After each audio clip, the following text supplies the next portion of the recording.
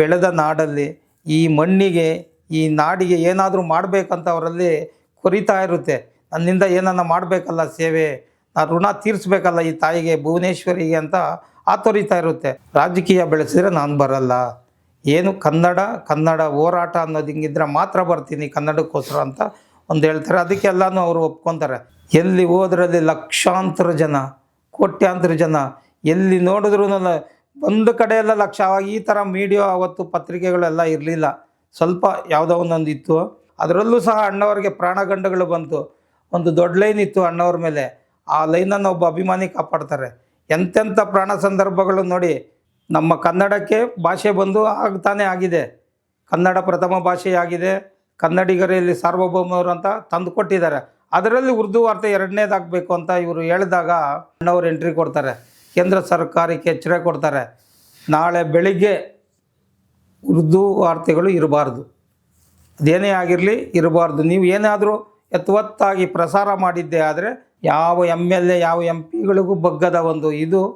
ಅಣ್ಣವರ ಒಂದು ಮಾತಿಗೆ ಮಾರನೇ ದಿವಸ ಉರ್ದು ವಾರ್ತೆಗಳಿರಲ್ಲ, ಅಲ್ಲಿ ಬಿಡುಗಡೆ ಮಾಡಲ್ಲ. ಆಂಧ್ರದಲ್ಲಿ ತೆಲುಗು ಆಡಳಿತ ಭಾಷೆ, ತಮಿಳುನಾಡಲ್ಲಿ ತಮಿಳು ಆಡಳಿತ ಭಾಷೆ, ಕೇರಳದಲ್ಲಿ ಮಲಯಾಳಿ ಆಡಳಿತ ಭಾಷೆ, ಹಿಂದಿ ನಾಡು, ಗುಜರಾತು, ಹೀಗೆ ಎಲ್ಲ ಆಡಳಿತ ಭಾಷೆಗಳು ಅವ್ರಿಗೆ ಆದಂಥ ಒಂದು ಸಂಸ್ಕೃತಿ ಸ್ಥಾನಮಾನಗಳು ಎಲ್ಲ ಇತ್ತು. ಆದರೆ ನಮ್ಮ ಕನ್ನಡದಲ್ಲಿ ಯಥಾವತ್ತು ಯಾವುದೇ ಭಾಷೆ ಆಡಳಿತ ಭಾಷೆ ಆಗ್ಬೋದಾಗಿತ್ತು ಗೋಕಾಕ್ ಚಳುವಳಿಯಲ್ಲಿ. ಆಗ ಏನು ಮಾಡ್ತಾರೆ, ಕವಿಗಳು ಸಾಹಿತಿಗಳು ಪಾಪ ಸ್ವತಂತ್ರ ಬಂದ ಮೇಲೆ ದಶಕಗಳ ಹೋರಾಟ ಮಾಡ್ತಾರೆ. ಹೋರಾಟ ಮಾಡಿದಾಗ ಒಂದು ಪ್ರಯತ್ನ ಬರೋದೇ ಇಲ್ಲ ಅವರಿಗೆ, ಏನೇ ಮಾಡಿದ್ರೂ ಸರ್ಕಾರ ಸೊಪ್ಪೆ ಹಾಕೋದಿಲ್ಲ ಅವರಿಗೆ. ಆದರೂ ಸಹ ಹೋರಾಟ ದಶಕಗಳ ಕಾಲ ಉಗ್ರ ಹೋರಾಟಗಳು ಮಾಡ್ತಾನೆ ಇರ್ತಾರೆ, ಹೋಗ್ತಾ ಇರ್ತಾರೆ, ಏನು ಮಾಡಿದ್ರೂ ಆಗಲ್ಲ. ಆಗ ಯೋಚನೆ ಮಾಡ್ತಾರೆ ಸಾಹಿತಿಗಳು, ಕವಿಗಳು, ಹೋರಾಟಗಾರರು, ಕನ್ನಡ ಚಿಂತಕರು ಎಲ್ಲ ಕೂತ್ಕೊಂಡು ಏನಕ್ಕಿದು, ಏನು ಮಾಡಬೇಕು, ಸರ್ಕಾರ ಒಪ್ಪಬೇಕಂದ್ರೆ ಯಾವ ರೀತಿಯಾದ ಒಂದು ನಿರ್ಧಾರಗಳು ತಗೊಳ್ಬೇಕು ಅಂತ ಕೇಳಿದಾಗ ಅಣ್ಣವರು 1954ರಲ್ಲಿ ಪಾದಾರ್ಪಣೆ ಮಾಡಿ 1982ರಷ್ಟೊತ್ತಿಗೆ ಜನಪ್ರಿಯತೆ ಶಿಖರವನ್ನೇರಿರ್ತಾರೆ. ಅವರ ಚಿತ್ರಗಳನ್ನು ಎಲ್ಲರೂ ನೋಡಿರ್ತಾರೆ. ಆಗ ಯಶಸ್ಸನ್ನು ನೋಡಿ ಯಾರನ್ನಾದ್ರೂ ಒಬ್ಬರು ನಾಯಕರನ್ನು ಹುಟ್ಟಬೇಕಲ್ಲ ಅಂದಾಗ ಪಾಟೀಲ್ ಪುಟ್ಟಪ್ಪನವರ ನೇತೃತ್ವದಲ್ಲಿ ಅಣ್ಣವರ ಹತ್ರ ನಿಯೋಗ ಹೋಗುತ್ತೆ.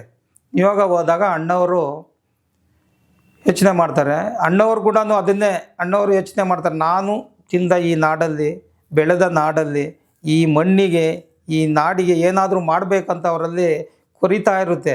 ನನ್ನಿಂದ ಏನನ್ನ ಮಾಡಬೇಕಲ್ಲ ಸೇವೆ, ನಾನು ಋಣ ತೀರಿಸ್ಬೇಕಲ್ಲ ಈ ತಾಯಿಗೆ ಭುವನೇಶ್ವರಿಗೆ ಅಂತ ಆತೊರಿತಾ ಇರುತ್ತೆ. ಆಗ ರೋಗಿ ಬಯಸಿದ್ದು ಹಾಲು ಅನ್ನ, ಡಾಕ್ಟ್ರ್ ಹೇಳಿದ್ದು ಹಾಲು ಅನ್ನ ಅನ್ನಂಗೆ ಅಣ್ಣವ್ರ ಹತ್ರ ನಿಯೋಗ ಬರುತ್ತೆ. ಬಂದಾಗ ಮಾತಾಡ್ತಾರೆ. ಅಣ್ಣವರು ಆಗಲೂ ಸಹ ಆತುರದಲ್ಲಿದ್ದರೂ ಸಹ ಒಂದು ಕ್ವಶನ್ ಆಗ್ತಾರೆ ಅವರು, ನಿಮ್ಮಂಥ ಮಹನೀಯರೇ ಓಡಾಡ್ತಾ ಇದ್ದೀರಾ, ನನ್ನ ಕೈಯಲ್ಲಿ ಏನಾಗುತ್ತೆ, ನಿಮ್ಮ ಹೋರಾಟದಿಂದ ನನ್ನಿಂದ ಏನಾಗುತ್ತೆ ಅಂತ ಕೇಳ್ತಾರೆ. ಅವಾಗ ಅಣ್ಣವ್ರಿಗೆ ಹೇಳ್ತಾರೆ, ಇಲ್ಲ ಅಣ್ಣವರೇ, ನೀವು ಬಂದರೆ ಹಾಗೇ ಆಗುತ್ತೆ, ನೀವು ಬರಬೇಕು ಅಂತ ಹೇಳಿದಾಗ ಅಣ್ಣವ್ರು ಅಲ್ಲಿನೂ ಒಂದು ಇದು ಹೇಳ್ತಾರೆ, ಇದರಲ್ಲಿ ರಾಜಕೀಯ ಬೆಳೆಸಬಾರ್ದು, ರಾಜಕೀಯ ಬೆಳೆಸಿದ್ರೆ ನಾನು ಬರಲ್ಲ, ಏನು ಕನ್ನಡ ಹೋರಾಟ ಅನ್ನೋದು ಹಿಂಗಿದ್ರೆ ಮಾತ್ರ ಬರ್ತೀನಿ ಕನ್ನಡಕ್ಕೋಸ್ಕರ ಅಂತ ಒಂದು ಹೇಳ್ತಾರೆ. ಅದಕ್ಕೆಲ್ಲನೂ ಅವರು ಒಪ್ಕೊತಾರೆ, ಇಲ್ಲ ನಾವು ರಾಜಕೀಯದಿಂದ ದೂರ ಇದ್ದೇ ಹೋರಾಟ ಮಾಡ್ತೀವಿ ಅಂತ ಹೇಳ್ತಾರೆ. ಆಗ ರಾಜಕೀಯ 1982ರಲ್ಲಿ ಅಣ್ಣವರು ಗೋಕಾಕ್ ಚಳುವಳಿಗೆ ಧುಮುಕ್ತಾರೆ. ಧುಮುಕಿದಾಗ ಎಲ್ಲರೂ ಅದರಲ್ಲೂ ಇರುತ್ತಲ್ವ, ನಾನು ನೀನು ಅದು ಇದು, ಏನು ನನಗಿಂತ ದೊಡ್ಡವರು ಅವರು, ನಾವು ಹಂಗೆ ಹಿಂಗೆ ಅಂತ ಕೆಲವೊಂದು ಸಾಹಿತಿಗಳು, ಸ್ವಲ್ಪ ಹೋರಾಟಗಾರರು ಇದು ಮಾಡ್ತಾರೆ. ಆದರೂ ಸಹ ಅದನ್ನೆಲ್ಲ ಧಿಕ್ಕರಿಸಿ ಅಣ್ಣವರನ್ನು ಹೋರಾಟಕ್ಕೆ ಕರ್ಕೊಂಡು ಬರ್ತಾರೆ. ಹೋರಾಟಕ್ಕೆ ಕರ್ಕೊಂಡು ಬಂದಿದೆ, ಎಲ್ಲಿದ್ರೋ ಜನ, ಎಲ್ಲಿ ಹೋದ್ರಲ್ಲಿ ಲಕ್ಷಾಂತರ ಜನ, ಕೋಟ್ಯಾಂತರ ಜನ, ಎಲ್ಲಿ ನೋಡಿದ್ರೂ ಒಂದು ಕಡೆ ಎಲ್ಲ ಲಕ್ಷ. ಆವಾಗ ಈ ಥರ ಮೀಡಿಯಾ ಅವತ್ತು ಪತ್ರಿಕೆಗಳೆಲ್ಲ ಇರಲಿಲ್ಲ, ಸ್ವಲ್ಪ ಯಾವುದೋ ಒಂದೊಂದು ಇತ್ತು. ಅದರ ಪ್ರಕಾರ ಅದರಲ್ಲೂ ಪತ್ರಿಕೆಗಳಲ್ಲೂ ಅಣ್ಣವರನ್ನು ಹಿಂದುಳಿದ ನಾಯಕ ಅಂದ್ಬಿಟ್ಟು ಏನೇನೋ, ಏನು ಇವ್ರು ಬಂದರೆ ಆಗ್ಬಿಡುತ್ತಾ, ಇವ್ರು ಇದಾಗ್ಬಿಡುತ್ತಾ ಅಂತ ಅದರಲ್ಲೂ ಸಹ ಅಣ್ಣವರನ್ನು ಡಮ್ಮಿ ಮಾಡಿಕೊಂಡೇ ಬರ್ತಾಯಿದ್ರು. ಆದರೂ ಸಹ ಅಣ್ಣವರು ಅದನ್ನು ತಲೆ ಕೆಡಿಸ್ಕೊಂತೀರ ಹೋರಾಟದಲ್ಲಿ ಧುಮುಕಿ ಕನ್ನಡಿಗರ ಪರವಾಗಿ ನಿಂತು ತನ್ನ ಪ್ರಾಣವನ್ನೇ ಕೊಡ್ತೀನಿ ಅಂತ ಹೇಳಿ ಏನು ಬಂದರೂ ಅದರಲ್ಲೂ ಸಹ ಅಣ್ಣವರಿಗೆ ಪ್ರಾಣಗಂಡಗಳು ಬಂತು. ಒಂದು ದೊಡ್ಡ ಲೈನ್ ಇತ್ತು ಅಣ್ಣವ್ರ ಮೇಲೆ, ಆ ಲೈನನ್ನು ಒಬ್ಬ ಅಭಿಮಾನಿ ಕಾಪಾಡ್ತಾರೆ. ಎಂತೆಂಥ ಪ್ರಾಣ ಸಂದರ್ಭಗಳು ನೋಡಿ. ಆ ತಾಯಿ ಪಾರ್ವತಮ್ಮನವರ ಒಂದು ಕೃಪಾ ಕಟಾಕ್ಷ ನಾನು ಹೇಳ್ತೀನಿ. ಆ ತಾಯಿ ಬೆಂಬಲ ಯಾವುದೇ ಒಂದು ಹೆಣ್ಣು ಮನೆಯಲ್ಲಿ ಬೆಂಬಲ ಕೊಟ್ರೇ ಎಲ್ಲ ಆಗೋದು. ಎಲ್ಲರ ಥರನೂ ಹೇಳ್ಬೋದಾಗಿತ್ತು. ಏನಕ್ಕೆ ರೀ ನೀವು ಹೋಗ್ತೀರಾ ಅಲ್ಲೆಲ್ಲ ಹೋಗ್ಬಿಟ್ರೆ ಹೆಂಗೆ? ಪಾರ್ವತಮ್ಮನವ್ರಿಗೂ ಅಷ್ಟೇ ಹೇಳ್ತಾರೆ ಕೆಲವರು, ದುಡ್ಡಿನ ಆಸೆ ಇತ್ತು. ಅದು ಪಾರ್ವತಮ್ಮನವ್ರಿಗೆ ಯಾವತ್ತೂ ಆ ಥರ ಇರಲಿಲ್ಲ. ಒಂದು ಅಣ್ಣವರ ಯಶಸ್ಸು, ಅಣ್ಣವ್ರ ಥರನೇ ಆಯಮ್ಮ ಕೇಳ್ತಾ ಇದ್ದಿದ್ದು. ಪಾರ್ವತಮ್ಮನವ್ರ ಮಾತು ಅಣ್ಣವ್ರು ಕೇಳ್ತಾ ಇರಲಿಲ್ಲ. ಕೇಳ್ತಾ ಇದ್ದಿದ್ದು ಏನರಲ್ಲಿ ಅಂತ ಆಮೇಲೆ ಹೇಳ್ತೀನಿ ನಾನು ನಿಮಗೆ. ಈ ಥರ ನಡ್ಕೊಂಡು ಬಂದಾಗ ಗೋಕಾಕ್ ಚಳವಳಿ ಲಕ್ಷಾಂತರ ಜನ ಎಲ್ಲೆಲ್ಲಿ ಪ್ರತಿಯೊಂದು ಜಾಗದಲ್ಲಿ ಶತ್ರುಗಳಿಗೆ ಗುಂಡಿಗೆಯಲ್ಲಿ ನಡ್ಕ ಸ್ಟಾರ್ಟ್ ಆಯಿತು. ಏನಪ್ಪ ಇದು, ಇಂಥ ಒಬ್ಬ 3ನೇ ಕ್ಲಾಸ್ ಓದಿರೋ ನಾಯಕನಿಗೆ ಇಷ್ಟೊಂದು ಜನ ಸೇರ್ತಾರಲ್ಲ, ಏನಿದು ಅಂದ್ಬಿಟ್ಟು ಎಲ್ಲರೂ ಸೈಡ್ಗೆ ಹೋಗೋರೆಲ್ಲ ಮುಂದೆ ಬಂದ್ಬಿಟ್ರು. ಇದು ನಾವು ದೂರ ಹೋದರೆ ನಮ್ಮನ್ನು ಹಿಂದೆ ಹಾಕ್ಬಿಡ್ತಾರೆ ಅಂದ್ಬಿಟ್ಟು ಶತ್ರುಗಳು ಕೂಡ ಅಣ್ಣವ್ರ ಜೊತೆ ಸೇರಿಕೊಂಡ್ರು. ಮತ್ತು ಆಗಿನ ನಾಯಕರು ವಿಷ್ಣುವರ್ಧನ್ ಸಾರು ಮತ್ತು ಅವರೆಲ್ಲರೂ ಸೇರಿದ್ರು. ಆ ಹೋರಾಟದಲ್ಲಿ ನಮಗಿಂತ ಸಾರಾ ಗೋವಿಂದ್ ಸಾರು ಚೆನ್ನಾಗಿ ಗೊತ್ತು, ಯಾರ್ಯಾರಿದ್ದರು, ಏನೇನು ನಡೀತು, ಹೇಗಿತ್ತು ಅನ್ನೋದಕ್ಕೆ ಅವರು ಪ್ರತ್ಯಕ್ಷದ ದರ್ಶಿಗಳವರು. ಆಗ ಏನೇನು ನಾಯಕ ನಟರಿದ್ದರು, 2 ದಿವಸ 3 ದಿವಸ 5 ದಿವಸ 10 ದಿವಸ ಅವರ ಒಂದು ಶೂಟಿಂಗ್ಗಳನ್ನು ಬಿಟ್ಟು ಬಂದಂಥ ಒಂದು ಸಂದರ್ಭ. ಅಣ್ಣವರು 30 ದಿವಸಗಳ ಕಾಲ ಪ್ರತಿಯೊಂದು ಜಿಲ್ಲೆಗೂ ಹೋಗ್ತಾರೆ, ಕನ್ನಡ ಸಂಘಟನೆಗಳನ್ನು ಹುಟ್ಟಾಕ್ತಾರೆ, ಕನ್ನಡಿಗರನ್ನು ಹುಟ್ಟಾಕ್ತಾರೆ. ಬಾರ್ಡ್ರಲ್ಲಿ ನಾವು ನೋಡಿದ್ದೀವಿ. ಬಾರ್ಡ್ರಲ್ಲಿ ಏನು ಗೊತ್ತಾ, ತೆಲುಗು ಬಿಟ್ಟರೆ ಬೇರೆ ಏನೂ ಇಲ್ಲ, ತಮಿಳು ಭಾಗಗಳಲ್ಲಿ ತಮಿಳು ಬಿಟ್ಟರೆ ಬೇರೆ ಏನೂ ಇರಲಿಲ್ಲ. ಅಂಥ ಜಾಗಗಳಿಗೆಲ್ಲ ಹೋಗಿ ಅಣ್ಣವರು, ಇಲ್ಲಿ ನೋಡಿ ಕೋಲಾರ ಒಂದು ಹೇಳ್ತೀನಿ ನಿಮಗೆ, KGF ಹತ್ರ ತಮಿಳು ಪ್ರಾಂತ್ಯ ಆಗಿತ್ತು. ಆವತ್ತು ತಮಿಳವ್ರು ಬಿಟ್ಟರೆ ಅಲ್ಲಿ ಯಾರೂ ಹೆಜ್ಜೆ ಇಡಂಗಿರಲಿಲ್ಲ. ಅವ್ರದ್ದೇ ಹಬ್ಬಗಳು, ಅವರೇ ಇದಿತ್ತು. ಆದರೆ ಅಣ್ಣವರಲ್ಲಿ ಹೆಜ್ಜೆ ಇಟ್ಟರು, ಕನ್ನಡ ಬೆಳೀತಾ ಬಂತು. ಈ ಕಡೆ ಬನ್ನಿ, ಶ್ರೀರಾಮ್ಪುರ ಬನ್ನಿ, ಶ್ರೀರಾಮ್ಪುರದಲ್ಲಿ ಮಿನಿ ತಮಿಳ್ನಾಡು ಅಂತ ಕರೀತಾಯಿದ್ರು. ಅಣ್ಣವರ ಹೆಜ್ಜೆ ಇಟ್ಟಿದ್ದ ಎಲ್ಲ ಕಡೆ, ಎಲ್ಲ ಜಿಲ್ಲೆಗಳು ಭಾಗಗಳಲ್ಲೂ ಗೋಕಾಕ್ ಚಳುವಳಿ ಹೆಂಗೆ ಪ್ರಸಾರವಾಯಿತು ಅಂದರೆ, ನಮಗೆ 1956ರಲ್ಲಿ ಏನು ಏಕೀಕರಣ ಆಯಿತು, ಅವತ್ತು ಏಕೀಕರಣ ಮಾತ್ರ ಆಯಿತು ಅಷ್ಟೇ. ಕನ್ನಡ ಭಾಷೆ ಬೆಳೆದಿದ್ದು ಗೋಕಾಕ್ ಚಳುವಳಿಯಲ್ಲಿ. ಅಣ್ಣವರು ಪ್ರತಿಯೊಂದು ಬಳ್ಳಾರಿ ಆಗಲಿ, ಕೋಲಾರ ಆಗಲಿ, ಚಿಕ್ಕಬಳ್ಳಾಪುರ ಆಗಲಿ, ಈ ದಾವಣಗೆರೆ ಆಗಲಿ, ಪ್ರತಿಯೊಂದು ಜಿಲ್ಲೆಗೆ ಅವತ್ತು ಎಷ್ಟು ಜಿಲ್ಲೆಗಳಿತ್ತು ಅಷ್ಟು ಜಿಲ್ಲೆಗಳಲ್ಲಿ ಕನ್ನಡ ಸಂಘಟನೆಗಳನ್ನು ಬೆಳೆಸ್ತಾರೆ, ಕನ್ನಡಿಗರನ್ನು ಬೆಳೆಸ್ತಾರೆ, ಕೆಚ್ಚದೆ ಮಾಡಿಕೊಡ್ತಾರೆ. ಪ್ರತಿಯೊಬ್ಬರಲ್ಲೂ ಕನ್ನಡದ ಉಸಿರು, ಕನ್ನಡದ ಬಾವುಟ ಹಿಡಿಯುವಂಥ ಶಕ್ತಿಯನ್ನು ಕೊಟ್ಟಿದ್ದು ಅಣ್ಣವರು. ಇವತ್ತು ಹೋರಾಟಗಾರರು ಏನಾದರೂ ಇದ್ದಾರೆ ಅಂದರೆ ಇವತ್ತಿಗೂ ಹೋರಾಟಗಾರರು, ನಾನು ಇವತ್ತಿಗೂ ಹೇಳ್ತೀನಿ, ದೊಡ್ಡ ದೊಡ್ಡ ಹೋರಾಟಗಾರರು ಏನು ಸಿಂಹ ಹುಲಿ ಅಂತ ಹೇಳ್ಕೊತಾರೋ ಅವರೆಲ್ಲ ಅಣ್ಣವರ ಗರಡಿಯಲ್ಲಿ ಬಂದಿರೋದೆ. ಅಣ್ಣವರು ಬಿಟ್ಟರೆ ಇವತ್ತಿಗೂ ಅಷ್ಟೇ 1954ರಲ್ಲಿ ಏನು ಕನ್ನಡ ಅಂತ ಅಣ್ಣವರು ಎತ್ಕೊಂಡ್ಬಂದ್ರು ಕೆಚ್ಚು, ಇವತ್ತಿಗೂ 2025ವರೆಗೂ ಅಣ್ಣವರ ಬಾವುಟ, ಅಣ್ಣವರ ಕೆಚ್ಚೆ ಇವತ್ತು. ಬೇರೆ ಯಾರು ಸ್ವಯಂ ಪ್ರೇರಿತವಾಗಿ ಹುಟ್ಟಾಕಿದವ್ರು ಕನ್ನಡಿಗರು ಯಾರೂ ಇಲ್ಲ. ಅಣ್ಣವರ ಗರಡಿಯಲ್ಲಿ ಬೆಳೆದವರೇ ಇವತ್ತು ಕನ್ನಡ ಹೋರಾಟಗಾರರಾಗಿರೋದು. ಆ ರೀತಿ ಗೋಕಾಕ್ ಚಳುವಳಿ ಯಶಸ್ವಿ ಆಗುತ್ತೆ.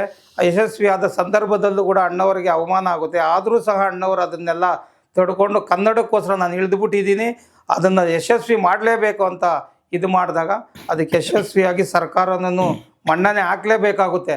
ಮನ್ನಣೆ ಹಾಕಿ ಅದಕ್ಕೆ ಸರ್ಟಿಫಿಕೇಟ್ ಕೊಡುತ್ತೆ. ನೀವು ಹೋರಾಟ ಆಗಿದೆ, ನಿಮ್ಮದು ಫಲ ಆಗಿದೆ ಅಂದ್ಬಿಟ್ಟು ಅದಕ್ಕೊಂದು ಸರ್ಟಿಫಿಕೇಟ್ ಕೊಟ್ಟು ಇದು ಮಾಡುತ್ತೆ. ಅದೇ ಸಂದರ್ಭದಲ್ಲಿ ಅಣ್ಣವ್ರಿಗೆ ಅವಮಾನ ಮಾಡ್ತಾರೆ ಮುಖ್ಯಮಂತ್ರಿಗಳು. ಎಲ್ಲ ಆಯಿತು ಬನ್ನಿ ನೀವು ಅಂತ ಹೇಳಿದಾಗ ಅಲ್ಲಿ ವೇದಿಕೆ ಮೇಲೆ ಹೋದಾಗ ಅಣ್ಣವ್ರಿಗೆ ಈ ಒಂದು ಲೆಟ್ರ್ ಕೊಡೋಕೆ ಹೋಗ್ತಾರೆ. ಅಣ್ಣವರಿಲ್ಲ, ಕವಿಗಳು ಸಾಹಿತಿಗಳು ಬರ್ತಾರೆ ಅಂತ ಹೇಳಿದಾಗ ಅವ್ರಿಗೆ ಏನಕ್ಕೆ ನೇತೃತ್ವ ವಹಿಸ್ತೀರಾ ನೀವು, ಏನು ಗೊತ್ತಿಲ್ಲ ಅಂದಮೇಲೆ ಅಂದಾಗ ಅಣ್ಣವರು ಅದಕ್ಕೂ ತಲೆ ಕೆಡಿಸ್ಕೊಳಲ್ಲ. ಆ ಸಂದರ್ಭದಲ್ಲಿ ಆಗ್ತಾರೆ. ಮತ್ತು ಗೋಕಾಕ್ ಚಳುವಳಿ ಆದಮೇಲೆ ಅಣ್ಣವರ 2 ಹಾಡುಗಳಿಂದ ಒಂದು ಸರ್ಕಾರ ಬೀಳುತ್ತೆ. ಅಣ್ಣವ್ರಿಗಿದ್ದ ಗತ್ತು ಏನು ಅನ್ನೋದು ಈಗಿನ ಯುವ ಪೀಳಿಗೆ ತಿಳ್ಕೊಬೇಕು. ನಾನು ಏನಕ್ಕೆ ಕೇಳ್ತೀನಿ, ಯುವ ಪೀಳಿಗೆ ಏನು ಅಣ್ಣವ್ರ ಕುಟುಂಬನ ಟಾರ್ಗೆಟ್ ಮಾಡಿ ಈ ಮೆಸೇಜುಗಳು ಏನು ಯೂಟ್ಯೂಬ್ ಏನೇನೋ ಇದೆ, ಇವತ್ತು ನಮಗೂ ಗೊತ್ತಿಲ್ಲ ಅದ್ರ ಬಗ್ಗೆ. ಸಂಪ್ರದಾಯದಂತೆ ಅಣ್ಣವರ ಆದರ್ಶಗಳನ್ನು ಬೆಳೆಸ್ಕೊಂಡು ಪ್ರತಿಯೊಬ್ಬ ಮನುಷ್ಯನಿಗೂ ಮರ್ಯಾದೆ ಕೊಡ್ತೀವಿ.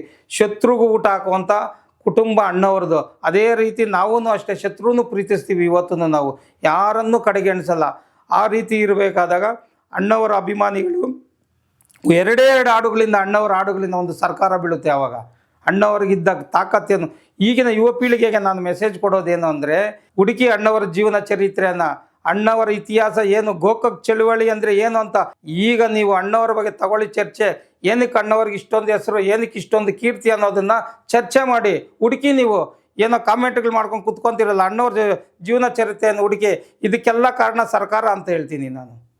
ಅಣ್ಣವ್ರು ಯಾವ ಅದು 2 ಹಾಡುಗಳು ಯಾವ ಎರಡು ಹಾಡುಗಳು ಹೆಂಗ್ ಸರ್ಕಾರ? ಒಂದು ಹಾಡನ್ನು ಹೇಳ್ತೀನಿ ಜ್ಞಾಪಕ ಇರೋದು ನಾನು. ಮಾನವನಾಗುವೆಯ ಇಲ್ಲ ದಾನವನಾಗುವೆಯ ಅಂತ ಒಂದು ಹಾಡಿದೆ ಅಣ್ಣವ್ರದ್ದು. ಆ ಹಾಡು ಮತ್ತು ಇನ್ನೊಂದು ಆ ಹಾಡು ನನಗೆ ಜ್ಞಾಪಕ ಬರ್ತಾ ಇಲ್ಲ, ಅದನ್ನ ಹೇಳ್ತೀನಿ ನಾನು. ಈ ರೀತಿ ಅಣ್ಣವ್ರು ಎರಡೇ ಎರಡು ಹಾಡುಗಳಿಂದ ಒಂದು ಸರ್ಕಾರ ಬೀಳುತ್ತೆ ಅವತ್ತು. ಅಣ್ಣವ್ರಿಗಿದ್ದಂತ ಗತ್ತು ನೋಡಿ ನೀವು. ಅಣ್ಣವ್ರು ಹೋಗಿರೋದಲ್ಲ ಎಲೆಕ್ಷನ್ಗೆ, ಅವ್ರ ಹಾಡುಗಳಿಂದ ಸರ್ಕಾರ ಬೀಳುತ್ತೆ. ಹೆಂಗೆ ಅದು ಅಣ್ಣವ್ರ ಹಾಡಿಂದ ಹೆಂಗೆ ಅಂದ್ರೆ ತಿರುಗೇಟು ಯಾವ ರೀತಿ ಇತ್ತಂದ್ರೆ ಅವ್ರಿಗಾಗಿ ಇದ್ ಮಾಡಿದ್ದ ಹೇಗೆ ಅಂತ? ಅದು ಅವ್ರಿಗಾಗಿ ಮಾಡಿದ್ದಂತಲ್ಲ, ವಿರೋಧ ಪಕ್ಷದವ್ರು ಇರ್ತಾರಲ್ವಾ, ವಿರೋಧ ಪಕ್ಷದವರು ಅಣ್ಣವ್ರ ಗೋಕಾಕ್ ಚಳುವಳಿಗೆ ಬಂದ್ರಲ್ಲ, ಆ ಸಂದರ್ಭದಲ್ಲಿ ಸರ್ಕಾರಗಳು ಹಿಡ್ಕೊಂಡಿದ್ದಂತ ರೀತಿ ನೋಡಿ ವಿರೋಧ ಪಕ್ಷದವರಲ್ಲ ಅದನ್ನ ಕ್ಯಾಚ್ ಮಾಡ್ಕೊಂಡು ಇದು ಕ್ಯಾಚ್ ಮಾಡ್ಕೊಂಡು ಅದನ್ನ ಇದು ಮಾಡ್ಕೊಂಡ್ರು ಅವರು. ಆಗ ಪಕ್ಷ ಚೇಂಜ್ ಆಗುತ್ತೆ. ಆಗ ಅಣ್ಣವ್ರ ಗತ್ತೇನು ಅಂತ ಕೇಂದ್ರ ಸರ್ಕಾರಕ್ಕೂ ಗೊತ್ತಾಗುತ್ತೆ. ಈ ಒಂದು ಎಲ್ಲಾ ಹೋರಾಟಗಳ ಕೇಂದ್ರ ಈ ಒಂದು ಏನು ಗತ್ತಿತ್ತು ಆ ಒಂದು ಇದರಿಂದ ಉರ್ದು ವಾರ್ತೆಗಳು ಕೇಳಿದ್ರಲ್ಲ ನೀವು, ಉರ್ದು ವಾರ್ತೆಗಳನ್ನ ನಮ್ಮಲ್ಲಿ ಬರ್ತಾ ಇದ್ದಿದ್ದು DD1 ಅಲ್ಲಿ ಕನ್ನಡ ವಾರ್ತೆಗಳು ಒಂದು ಬರ್ತಾ ಇತ್ತು. ಅದ ನಂತರ ಉರ್ದು ವಾರ್ತೆ ಬರಬೇಕು ಅಂತ ಕೇಂದ್ರ ಸರ್ಕಾರ ಏರಿಕೆ ಮಾಡುತ್ತೆ. ಎಲ್ಲಾ ಕಡೆ ಈ ಕರ್ನಾಟಕಕ್ಕೆ ಅಂತಲ್ಲ, ಎಲ್ಲಾ ಕಡೆನೂ ದೇಶದಾದ್ಯಂತ ಇದು ಮಾಡುತ್ತೆ. ಆಗ ಈಗಿನ ವಿದ್ಯಾರ್ಥಿಗಳು ತಿಳ್ಕೊಳ್ಬೇಕು, ಏನು ಫೇಸ್ಬುಕ್ಗಳಲ್ಲಿ ಇನ್ಸ್ಟಾಗ್ರಾಮ್ನಲ್ಲಿ ಅದು ಇದು ಏನು ಅಂತ ಮಾಡ್ಕೊತಾರಲ್ವಾ, ಏನು ಈ ಗಾಂಜಾ ಅಫೀಮು ಅವು ಇವು ನಶೆಗೆ ಹೋಗ್ತಾ ಇದ್ದೀರಲ್ಲ, ಆಗಿನ ವಿದ್ಯಾರ್ಥಿಗಳ ಒಂದು ಒಗ್ಗಟ್ಟನ್ನು ಇವತ್ತು ನೆನೆಸ್ಕೊಳ್ಳಿ. ನೀವು ಹೇಳ್ತಾ ಇದ್ದೀನಿ ನೀವು, ಆಗಿನ ಕನ್ನಡ ವಿದ್ಯಾರ್ಥಿ ಸಂಘಟನೆಗಳು ಆವತ್ತು ದಂಗೆ ಎದ್ದೇಳುತ್ತೆ. ಯಾವುದೇ ಕಾರಣಕ್ಕೂ ಬರಬಾರದು, ಯಾಕಂದರೆ ಕನ್ನಡಕ್ಕೆ ಅವತ್ತೇ ಪ್ರಥಮ ಸ್ಥಾನ ನಮಗೆ ಭಾಷೆಗೆ ಬಂದಿದ್ದು. ನಮ್ಮ ಕನ್ನಡಕ್ಕೆ ಭಾಷೆ ಬಂದು ಆಗ್ತಾನೆ ಆಗಿದೆ, ಕನ್ನಡ ಪ್ರಥಮ ಭಾಷೆಯಾಗಿದೆ, ಕನ್ನಡಿಗರಲ್ಲಿ ಸಾರ್ವಭೌಮರು ಅಂತ ತಂದು ಕೊಟ್ಟಿದ್ದಾರೆ. ಅದರಲ್ಲಿ ಉರ್ದು ವಾರ್ತೆ ಎರಡನೇದಾಗಬೇಕು ಅಂತ ಇವರು ಹೇಳಿದಾಗ ಕನ್ನಡಿಗರಲ್ಲಿ ಏನು ಉರ್ದುಗೆ ಏನು ಆಪೋಸಿಟ್ ಏನು ಇರಲಿಲ್ಲ ನಮ್ಮವರು. ಈಗ ತಾನೇ ಕನ್ನಡಕ್ಕೆ ಇದಾಗಿದೆ, ಸುಮ್ಮನೆ ಯಾಕೆ ಬೇರೆ ಭಾಷೆಗಳನ್ನೆಲ್ಲ ಇದು ಮಾಡ್ತೀರಾ ನೀವು ಅಂತ ಹೇಳ್ಬಿಟ್ಟು ಇದು ಮಾಡ್ಕೊಂಡು ಹೋರಾಟ ಮಾಡ್ತಾರೆ. ಆ ಹೋರಾಟದಲ್ಲಿ 10-15 ಜನ ಕನ್ನಡಿಗ ವಿದ್ಯಾರ್ಥಿಗಳು ಸಾವನ್ನಪ್ತಾರೆ, 8-10 ಜನ ವಿದ್ಯಾರ್ಥಿಗಳು ಸಾವನ್ನಪ್ತಾರೆ. ಆಗ ಅಣ್ಣವ್ರಿಗೆ ಗೊತ್ತಾಗುತ್ತೆ, ಅದು ಇವಾಗ ಅಣ್ಣವ್ರಿಗೆ ಗೊತ್ತಾಗುತ್ತೆ ಏನಿದ್ರು ಇಷ್ಟೊಂದು ಪ್ರಭಾವ ಅಂತ. ಆಗ ಅಣ್ಣವ್ರು ಎಂಟ್ರಿ ಕೊಡ್ತಾರೆ, ಕೇಂದ್ರ ಸರ್ಕಾರಕ್ಕೆ ಎಚ್ಚರಿಕೆ ಕೊಡ್ತಾರೆ, ನಾಳೆ ಬೆಳಿಗ್ಗೆ ಉರ್ದು ವಾರ್ತೆಗಳು ಇರಬಾರ್ದು, ಅದೇನೇ ಆಗಿರಲಿ ಇರಬಾರ್ದು. ನೀವು ಏನಾದರೂ ಯಥಾವತ್ತಾಗಿ ಪ್ರಸಾರ ಮಾಡಿದ್ದೆ ಆದರೆ ನಾನು ಕನ್ನಡಿಗರ ಹಿಂದೆ ಬಂದು ಹೋರಾಟ ಮಾಡ್ತೀನಿ ಅಂತ ಹೇಳ್ತಾರೆ. ನೋಡಿ, ಯಾವುದೇ ಸರ್ಕಾರಗಳಾಗಿರಲಿ, ಎಷ್ಟೇ ಜನ ಆಗಿರಲಿ, ಯಾವ MLA ಯಾವ MP ಗಳಿಗೂ ಬಗ್ಗದ ಒಂದು ಇದು ಅಣ್ಣವರ ಒಂದು ಮಾತಿಗೆ ಮಾರನೇ ದಿವಸ ಉರ್ದು ವಾರ್ತೆಗಳಿರಲ್ಲ, ಅಲ್ಲಿ ಬಿಡುಗಡೆ ಮಾಡಲ್ಲ.